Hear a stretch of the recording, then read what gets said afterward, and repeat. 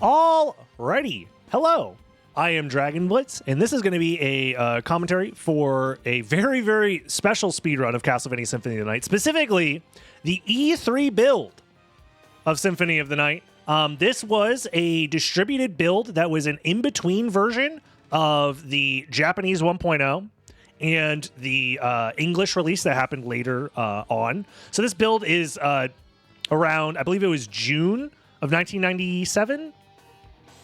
But essentially, this is a demo build that's meant to show off Symphony of the Night before the game is finally available to everybody in North America. But what I'm doing here is I'm navigating through the spike room. This is a room that is full of spikes. You can't see them. It's completely dark. I'm navigating through blind. I can't see what's going on. Because at the other end of this area is the way that we actually finish the demo and beat the game. This demo was not intended to be beatable on the show floor of E3 1997, but having access to the build now, we have found that there is a library card behind this wall. This library card can then be used to warp to the library. In this build, it was intended that you actually stayed inside the catacombs the entire time. That was the demo play area of this section, but using the library card breaks us out of that section, which is very, very funny. And then we can now progress through the rest of the game with pretty much very little blocking us towards the end of the game. We start with a lot of transformations already unlocked because it is a demo. You're expected to just kind of like mess around with the tools that the game gives you, but you were meant to be locked in a specific area, specifically the catacombs. Now that we've escaped the catacombs, we can start doing some stuff to get towards the end of the game. So from here, again, you're not normally supposed to be out of bounds or doing any of this stuff. We grab the garnet item. This garnet item is going to come into play in just a second here because we warped to the library, and thankfully for us, the library has a lot of very powerful equipment because this demo build starts you with some stuff, but your stats are lower than they would be normally. And on top of that, your equipment is also not great. Like the best weapon we have in our inventory right now is Ice Brand, which is fine for like a casual playthrough, but we're trying to beat the game as fast as possible. So we want even better equipment than that. And for whatever reason, in this demo build, there happens to be the duplicator available in the shop. Normally you have to beat the entire game and then replay the game for the duplicator to be available in the shop. You have to do a replay of the game and have a save file that has beaten the game. But they made it available in this demo build for some reason. And we're going to be taking advantage of that by grabbing the fairy card. The fairy card has a very unique interaction with the shop. So here I turn off the power volt for a glitch later, and I turn on the fairy card. The fairy starts talking to me, and then I enter the room with the librarian.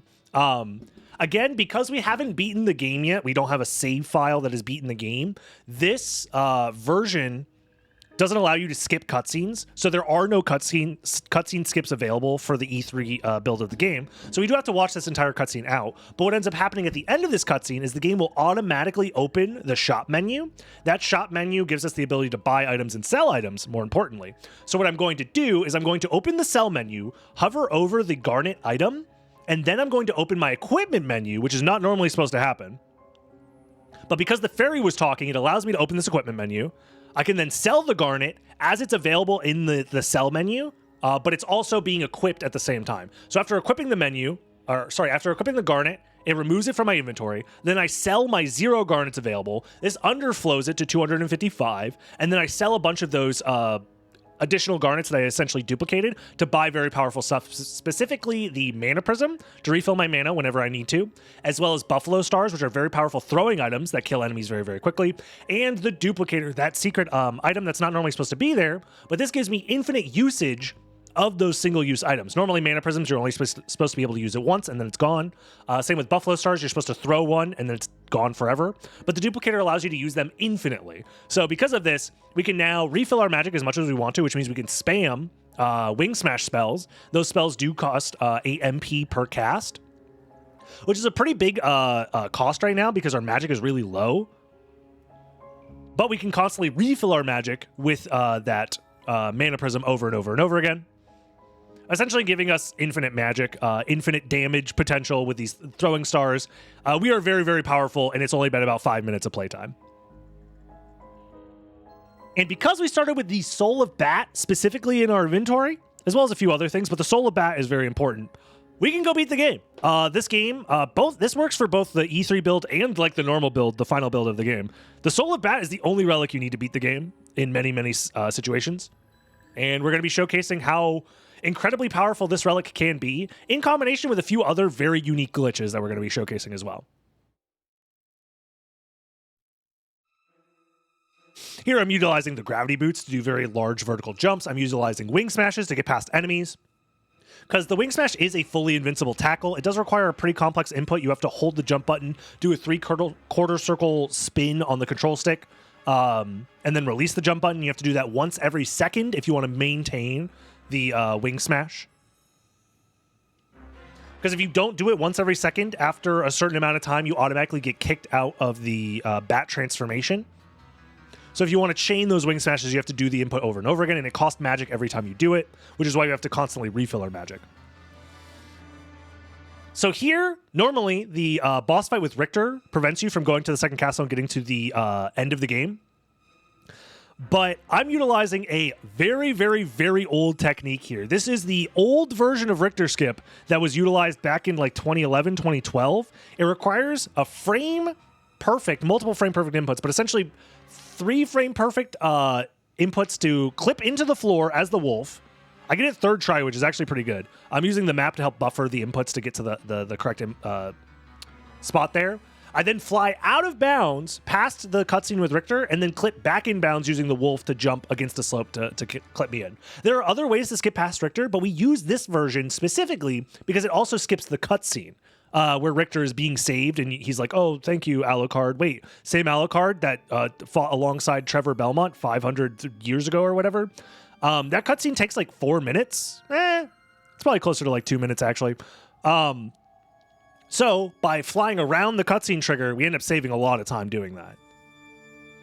And this is the only speedrun category where it's still utilized to do that version of Richter skip, because it's slower than other versions of Richter skip, but those other versions have access to just skipping the cutscene by pressing the start button. We don't have access to skipping any cutscenes, so we have to do it the other way, which I think is really, really neat. We then utilize our Buffalo Stars to kill Medusa very, very quickly. It's very, very nice to have high damage here. Otherwise, it would take forever to kill these bosses.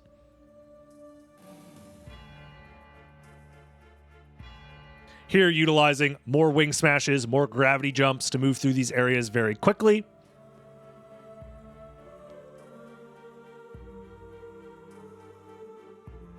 And then a quick routing detour happens right here.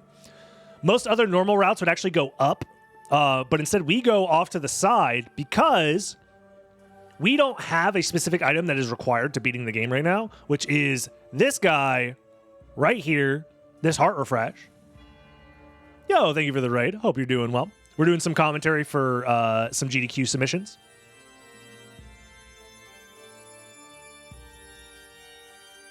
That heart refresh is going to be required for the final glitch of the run, which is Relic Skip. Normally, you're supposed to beat the 5 main bosses of the second castle, acquire their Vlad relics, the pieces of Vlad, and then from there, you're able to get to the end of the game. But if you have a heart refresh, you can actually activate a glitch that allows you to skip all of the boss fights and skip to the very, very end of the game. So we've only been playing for about 9 minutes, and we are coming up on pretty much the very end of the game.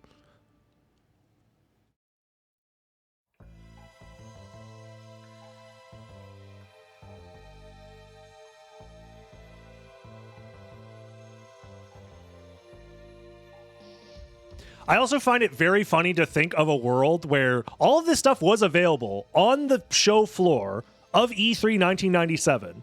Somebody technically could have done this while it was still just meant to be a demo, which is the funniest part of this entire thing to me. So here is the reverse shift line specifically designed to skip past needing those relics. Reverse shift lines essentially allow you to skip forward an entire room by underflowing your exposition. Here I'm flying across the top of the room. to skip past the ceiling into this next room so I can grab a second heart refresh, which the first heart refresh was used for a glitch called a reverse shift line. This next heart refresh is going to be used for an even more powerful glitch called a screen warp or screen wrap. I forget the exact name of it, but it's kind of self-explanatory. What's happening here is I'm going to be aligning my position in a specific spot on the screen, and then I'm doing a dive kick into the ground, landing on the ground to slide forward, using that forward momentum into a heart refresh. And now that I have 2 heart refreshes, I can buffer those heart refreshes back to back by holding down the left-hand button. And then during that animation, I hold down the right-hand button. Then during that animation, I hold down the left-hand button again. I do this over and over and over again to slide across the screen. You can see Alucard is getting pushed over every single time there's a heart refresh animation. I have to do this 17 times. And what this does is it desyncs Alucard's position from the center of the screen so much that when you release the heart refresh animations and it stops freezing the screen will zip back to where Alucard is supposed to be. But in doing so, it doesn't update Alucard's position relative to the screen, and it pushes you out of bounds. So we're going to be using that out of bounds push to skip past needing to fight Shaft. Specifically because Shaft has 2 cutscenes associated with him. The cutscene where you drop down and then confront Shaft, and he's like, ha ha ha, I'm the evil Dark Lord Shaft. You haven't stopped me from resurrecting Dracula. I will defeat you now. Then you kill Shaft, and then he's like, oh, you have defeated me, but I've actually resurrected Dracula. So there's another, you have to wait through this other cutscene before you go fight Dracula. Ha ha ha. So we're skipping both of those cutscenes and the boss fight by doing this. It's very slow, obviously, to just do the heart refresh animation over and over again 17 times, but it allows us to zip out of bounds. We fly up, and then right here is the load zone for the Dracula boss fight, so we can just touch that load zone, skip all the cutscenes with Shaft, skip all the cutscenes with Shaft, oh my god, and then just go straight to Dracula. We do have to watch this cutscene, obviously, but once this cutscene's over, we can just go beat the game. Pretty much. We just throw Buffalo Stars at Dracula until he's dead. Meaning that the entirety of Symphony of the Night was not just playable, but beatable inside of a demo that was meant to only showcase one small section of Symphony of the Night back in E3 1997. And I think this is a beautiful showcase of just how broken Symphony of the Night is, regardless of what build you're playing on. There's a way to break the game, beat the game, do crazy stuff.